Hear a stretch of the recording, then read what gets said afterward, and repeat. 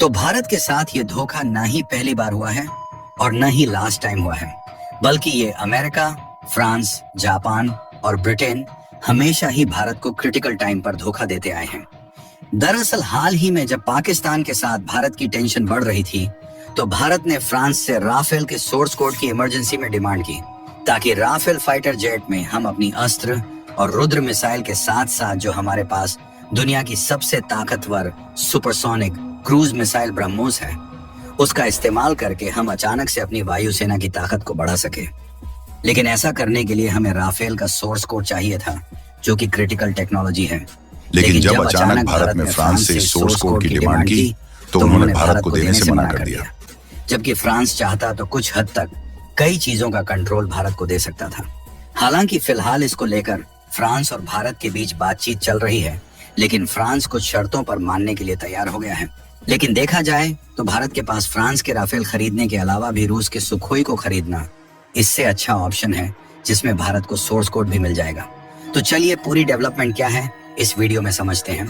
लेकिन आगे बढ़ने से पहले इस वीडियो को लाइक करके, चैनल को सब्सक्राइब करके, बेल आइकन को ऑल पर जरूर सेलेक्ट करें, क्योंकि ये आपके लिए तो 1 सेकंड का काम है, लेकिन इससे हमारी काफी बड़ी मदद होती है। दरअसल देखा जाए तो हमारी भारतीय वायुसेना के पास संभावित आंकड़ों के अनुसार ओवरऑल 500 से भी अधिक फाइटर जेट उपलब्ध है, जिन्हें हमारी सेनाएं उपयोग करती रहती हैं। और हमारी सेनाओं के पास मौजूद फाइटर जेट की कितनी बड़ी ताकत है, इसका नमूना तो हम लोग हाल ही में देख चुके हैं कि किस तरीके से पाकिस्तान के शहरों में घुसकर उनके आतंकी ठिकानों पर मिसाइल फायर करके चलाया। लेकिन पाकिस्तान सिर्फ मिसाइल का उजाला ही देखता रह गया।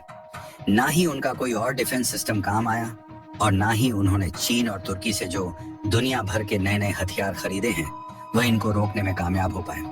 और देखा जाए कि ओवरऑल हमारे पास कौन कौन से फाइटर जेट मौजूद हैं, तो जिसमें आधे से ज्यादा लगभग 260 से भी अधिक तो रूस से खरीदा गया सुखोई Su-30 MKI वेरिएंट का जेट है, और 40 से अधिक तेजस फाइटर जेट जिसे खुद भारत की हिंदुस्तान एरोनॉटिक्स लिमिटेड ने डेवलप किया है। इसी तरह फ्रांस से खरीदे गए 36 राफेल और इन्हीं की कंपनियों से खरीदे गए 50 से अधिक संख्या में मिराज 2000 भारत के स्क्वाड्रन में मौजूद है। साथ ही रूस से खरीदे गए MiG-21 और MiG-29 भी बड़ी संख्या में मौजूद हैं, जो कि पुराने जरूर हैं, लेकिन सर्विस देने के मामले में बेहतरीन हैं। लेकिन इन सभी फाइटर जेट में फर्क ये है कि हमने जिनको रूस से खरीदा है, उसमें हम अपनी ब्रह्मोस अस्त्र और रुद्र जैसी मिसाइलों को लगा सकते हैं, जो कि लॉन्ग रेंज की मिसाइलें हैं, और खुद DRDO ने इसे डेवलप किया है। लेकिन हमने जो फ्रांस से 36 राफेल खरीदे हैं, इसे हमने साल 2016 में ही खरीद लिया था। लेकिन अभी भी इनके द्वारा राफेल का सोर्स कोड भारत को नहीं दिया गया, जबकि भारत इनसे कई बार सोर्स कोड की डिमांड कर चुका है। आपको बता दें कि सोर्स कोड किसी भी फाइटर जेट के लिए वह क्रिटिकल टेक्नोलॉजी होती है, जिसके माध्यम से उसे फाइटर जेट के सॉफ्टवेयर में इंटीग्रेशन के लिए अपग्रेडेशन किया जा सकता है। यानी कि कहने का मतलब यह है कि यदि हमें सोर्स कोड मिल जाता है, तो हमारी खुद की जो डिफेंस कंपनियां हैं, वह इसमें इस तरीके से अपग्रेडेशन करेंगी कि जो हमारा स्वदेशी मिसाइल ब्रह्मोस है, जिसे दुनिया की सबसे ताकतवर मिसाइल माना जाता है, इसको इस्तेमाल कर सकते हैं। और साथ ही कुछ पर्सनलाइज्ड अपग्रेडेशन के बाद इसमें हम रुद्र और अस्त्र जैसी मिसाइल का भी उपयोग कर सकते हैं। यानी कि भले ही भारत के पास 42 स्क्वाड्रन की जरूरत होते हुए भी 32 स्क्वाड्रन ही है, लेकिन इतने को ही इतना ताकतवर बनाया जा सकता है कि उसके आगे 42 स्क्वाड्रन भी फेल हो सकते हैं। हालांकि अभी तक तो ठीक था। हमारे पास जो पहले राफेल थे, उसके लिए सोर्स कोड हमने मांगा, फ्रांस ने नहीं दिया, तो हमने कोई ज्यादा प्रेशर भी नहीं बनाया। लेकिन हाल ही में हो यह रहा है कि इंडियन गवर्नमेंट की तरफ से फ्रांस की गवर्नमेंट के साथ डील फाइनल करते हुए करीब 63,000 करोड़ रुपए में 26 मरीन राफेल खरीदने का अप्रूवल मिला है, जो कि भारत में नौसेना के लिए इस्तेमाल किया जाएगा। और जो हमारे पास एयरक्राफ्ट कैरियर है, उस पर हम इसे डिप्लॉय करेंगे। वैसे तो आपको याद हो तो यह डील फाइनल होते होते लगभग 1.5 या 2 साल लग गए, जब से इसकी बातचीत चल रही है कि हम राफेल जेट खरीदेंगे। तो इसके लिए आपको बता दें कि इतना टाइम इसीलिए लग गया क्योंकि कुछ ऐसी शर्तें थी जिसे हम फ्रांस से मनवा रहे थे, लेकिन फ्रांस मानने को तैयार नहीं था। और वह शर्त थी इसके सोर्स कोड को लेकर, क्योंकि हम चाहते थे कि इसका सोर्स कोड भी फ्रांस दे दे, ताकि हम इसमें अपनी स्वदेशी मिसाइल लगा सकें, और जब इसका मेंटेनेंस करना हो तो हमारे लिए आसान रहे।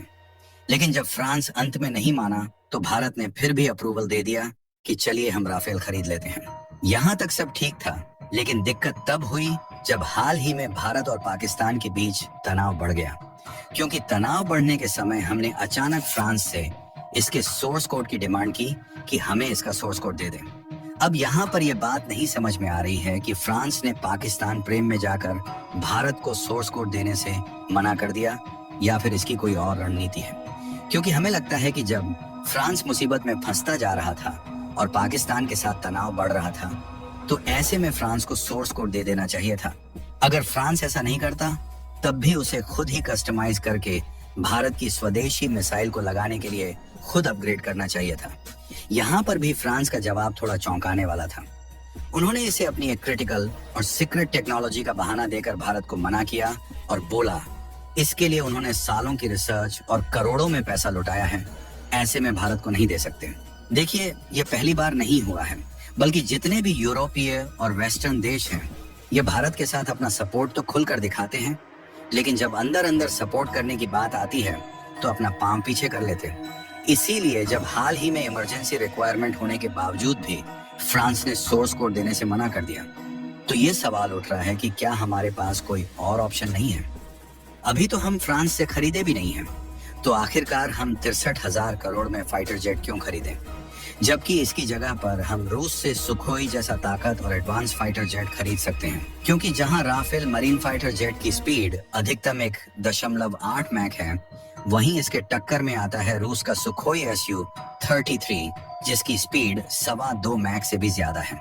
इसी तरह रूस का MiG-29K का नया वेरिएंट भी है, जो कि फ्रांस के राफेल मरीन को सीधे सीधे टक्कर देता है। और खास बात यह है कि रूस के जो फाइटर जेट भारत के पास है, उसका सोर्स कोड भी रूस ने भारत को दिया है। तभी तो भारत इसमें अपने हिसाब से स्वदेशी हथियारों को लगाकर इसका इस्तेमाल कर पाता है। वैसे देखा जाए तो हम रूस से खरीद सकते हैं, इसमें कोई बहुत बड़ी बात नहीं है। लेकिन भारत ने फ्रांस के राफेल को बिना सोर्स कोड के भी शायद इसलिए चुना क्योंकि इसकी स्पीड थोड़ा बहुत भले ही कम है, लेकिन यह टेक्नोलॉजी और अत्याधुनिकता के मामले में रशियन फाइटर जेट से कहीं आगे है। क्योंकि इसके सेंसर वगैरह की जो फंक्शनिंग क्वालिटी है, वो जबरदस्त देखने को मिलती है। और हमें तो लगता है कि फ्रांस अंत में सोर्स कोड दे भी सकता है, लेकिन क्योंकि जाहिर सी बात है कि उनकी मिसाइल का एक्सपोर्ट इसके बाद कम हो जाएगा जब भारत अपनी मिसाइल को उपयोग करेगा, तो ऐसे में उनकी कोशिश है कि उतनी ज्यादा कीमत एक बार में ही वसूली जाए कि उन्हें जितनी कमाई मिसाइल को बेचने से भी ना होती है, उतना पैसे उन्हें मिले। दूसरा मौका यह है, भारत के पास की नेवी के लिए 111 फाइटर जेट चाहिए, जिसके लिए हाल ही में भारत ने फ्रांस और अमेरिका से संपर्क किया है। ऐसे में कुछ अलग सी शर्तों को रखकर कोशिश करनी चाहिए, शायद दबाव में फ्रांस इन शर्तों को मानने के लिए मंजूर हो जाए। बाकी आपको क्या लगता है कि फ्रांस दबाव में आकर सोर्स कोड भारत को दे सकता है या नहीं? कमेंट बॉक्स में जरूर बताएं और इस वीडियो को एक लाइक करके अपने मित्रों तक शेयर जरूर करें ताकि उन्हें भी जानकारी मिल सके। इसी तरह और भी नॉलेजेबल वीडियो देखने के लिए चैनल को सब्सक्राइब करके बेल आइकन को ऑल पर जरूर सेलेक्ट करें। जय श्री राम।